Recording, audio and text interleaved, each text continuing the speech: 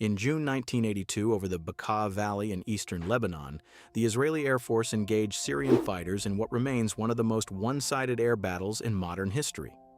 Across roughly 2 days of fighting, Israeli F-15s and F-16s downed in the region of 80 Syrian aircraft, primarily MiG-21s and MiG-23s.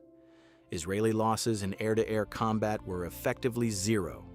Both sides were flying what their governments described as modern fighter jets. They were not the same thing.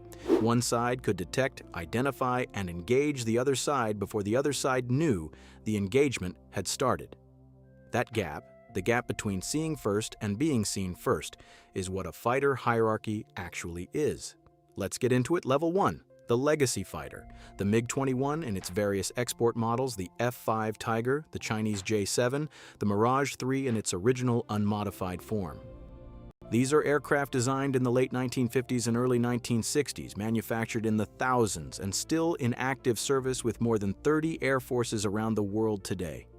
You do not buy a Level 1 fighter, you inherit it. These airframes arrived as Cold War military aid, and many of them are now flown by pilots whose fathers trained on the same type. Per airframe operating costs are extraordinarily low by modern standards, which is precisely why they remain in service. Against another Level 1 fighter at close range with a trained pilot, they are still dangerous. Against anything higher on this list, the outcome is decided well before the merge. The airframe is not really the limitation, everything around it is. Radar is short-ranged and easily jammed. Cockpit instrumentation is analog. Weapons are limited to short-range infrared missiles and a gun. The pilots flying Level 1 fighters are often genuinely skilled. They know their aircraft intimately. They are not being asked to fight F-35s over open ocean. They are patrolling national airspace, intercepting trespassers, telling a neighboring state that an air force exists here. That is a real capability, it is just not a modern one. Level 2, the upgraded legacy. Level 2 solves a specific procurement problem. Your airframes are 40 years old. A full fleet replacement is a generation away in any realistic budget cycle. And your regional neighbor just bought new radars.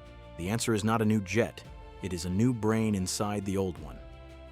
Think of India's MiG-21 Bison, retrofitted with a modern radar and a beyond visual range missile capability. Think of Romania's MiG-21 Lancer program, developed with Israeli assistance and run for the better part of 2 decades. Think of upgraded F-5s in Singapore and other operators, flying with new fire control systems and helmet-mounted sights they were never designed to carry. An upgrade package of this kind typically runs in the region of $3 to $8 million per airframe, depending on scope.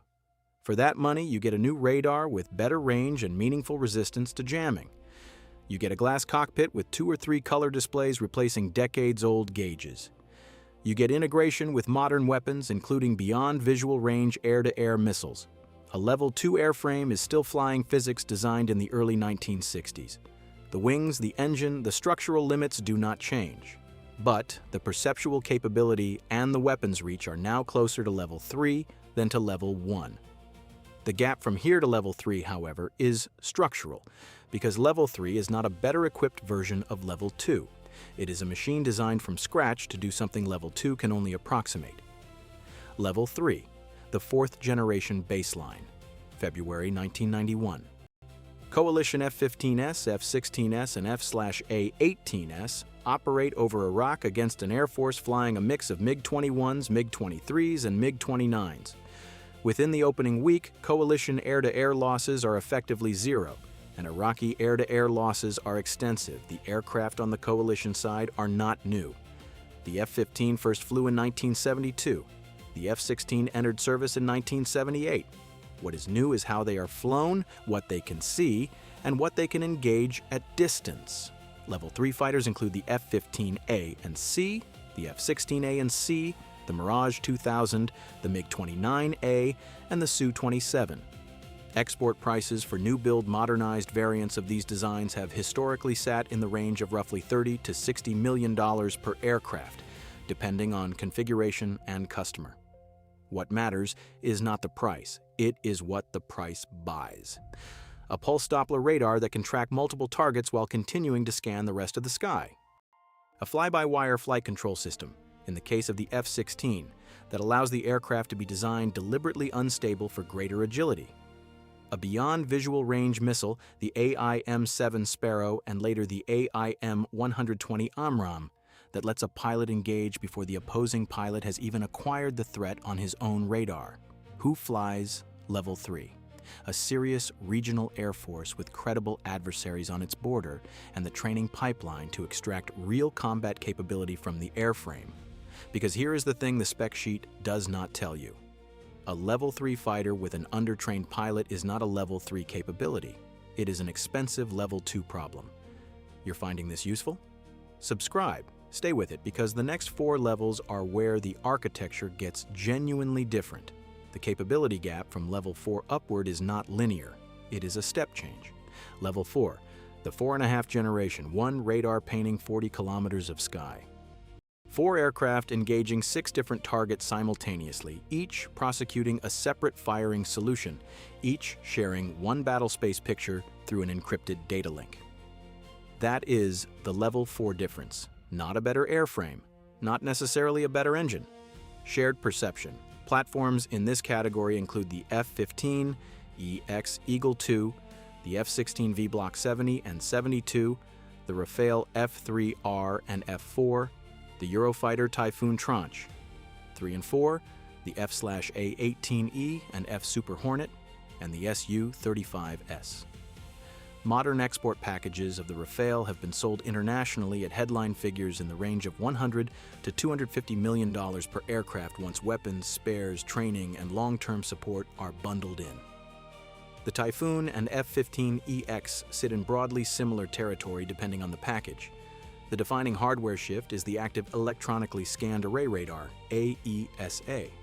Instead of a mechanically rotating dish, the radar is a flat panel of hundreds or thousands of transmit-receive modules. Beams can be steered electronically in microseconds in multiple directions at once. The aircraft tracks far more targets at far greater range with far greater resistance to jamming than any previous generation. The catch, and it is a real one, is that a Level 4 fighter operating without the supporting data links, the early warning aircraft, and the secure communications backbone performs at Level 3. The network is the weapon, the fighter is the terminal. Level 5, the stealth platform. For most of the history of air combat, the equation was fixed. If you wanted to find an aircraft, you used radar, and any aircraft within range that you painted you could, in principle, see. Level 5 rewrites that equation. The F-22 Raptor, the F-35 Lightning II, the Chinese J-20, and the Russian Su-57 belong to this generation. Stealth, low observability, is not invisibility. It is a deliberate reshaping of an aircraft's radar return so that the effective detection range against modern fighter radars collapses dramatically. A 4th-generation fighter might be detected at 100 kilometers. A 5th-generation fighter, depending on aspect, may not be detected at a meaningful range until it is already inside its own weapon envelope. The F-35 in particular is best understood not as a stealth aircraft, but as a sensor fusion platform that happens to be stealthy. Its radar, its infrared search and track, its electronic surveillance receivers, and its data links continuously fuse into one tactical picture, which is then automatically shared with every other F-35 in the formation, and increasingly with ships, ground forces, and command nodes far behind the front line. The unit flyaway cost of the F-35A has come down across the production life of the program and now sits in the region of $80 to $90 million per aircraft before sustainment. The F-22, no longer in production, was substantially more expensive per airframe. Importantly, the assumption that a properly equipped air defense system can reliably detect and engage any fighter that enters its airspace is no longer universally true. Level 5 narrows that window. It does not close it entirely, but it changes the risk calculation for everyone on both sides of the engagement. And from here, the aircraft on this list stop being products you can find in a defense catalog. They become programs. Some of them are still classified. Level 6, the 6th-generation program. China unveiled a candidate 6th-generation airframe in late 2024, and the defense press spent approximately 72 hours calling it the most advanced fighter ever flown. The United States is running the Next Generation Air Dominance Program, NGAD. The United Kingdom, Italy, and Japan are partnered on the Global Combat Air Program, sometimes called Tempest. France, Germany, and Spain are running the Future Combat Air System, FCAS. Russia has its own announced concept. These are not aircraft you can fly today. With the partial exception of the Chinese demonstrator, they are programs, and several of them are still classified at the level of basic configuration. What is publicly known is the design intent, substantially greater unrefueled range than current stealth fighters, particularly for operations across the Pacific.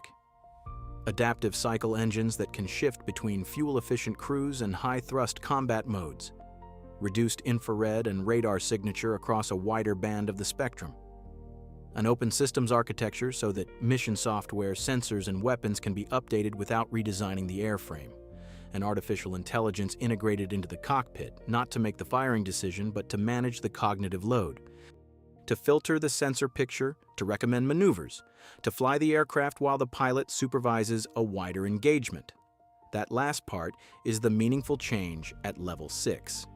In every previous generation, the pilot looked at everything the sensors showed and decided what mattered. At level 6, the machine curates the battle space before the pilot sees it. The pilot still pulls the trigger. They are working from a pre-processed picture. That is a different kind of weapon. And it raises a question the fighter community is not done debating. How much of the decision do you hand to the machine before you have handed it too much? Level 7. The manned command node. Picture this, a single piloted fighter flying at altitude over a contested coastline. 200 kilometers ahead of it, 4 uncrewed aircraft, each roughly the size of a small fighter, sweep forward as a scouting and strike screen. They share what they see in real time, they probe the air defense network. They absorb the first wave of detection, they carry missiles. If one is lost, no pilot is lost. The piloted fighter behind them does not need to expose itself to the most dangerous part of the airspace because the uncrewed wingmen are already there. To one side, a high-altitude uncrewed platform is broadcasting jamming and decoy emissions across a wide band, degrading the opponent's radar picture in a corridor 50 kilometers wide. Above them, a loitering autonomous platform is providing a wide-area sensor feed. The pilot has eyes on 3 separate slices of the engagement zone simultaneously. When they choose to engage, they engage with full awareness of what is in front of, behind, and above the target, because uncrewed aircraft already went there first. This is the doctrine the United States Air Force is building around the Collaborative Combat Aircraft Program. Australia is fielding the MQ-28 Ghostbat. Other partners are running parallel efforts. The fighter is no longer the unit of purchase, the architecture is. Reported budget commitments to the broader next-generation air dominance ecosystem in the United States alone run into the tens of billions of dollars over the life of the program. The pilot at level 7 is not a fighter pilot in the traditional sense, they are a command element. The airframe around them is the last layer of protection, not the first. Every fighter at every previous level was defined by what it could do. Level 7 is defined by what it makes possible around it. The fighter becomes the hub, the sky becomes the machine. If this was useful, subscribe. See you in the next one.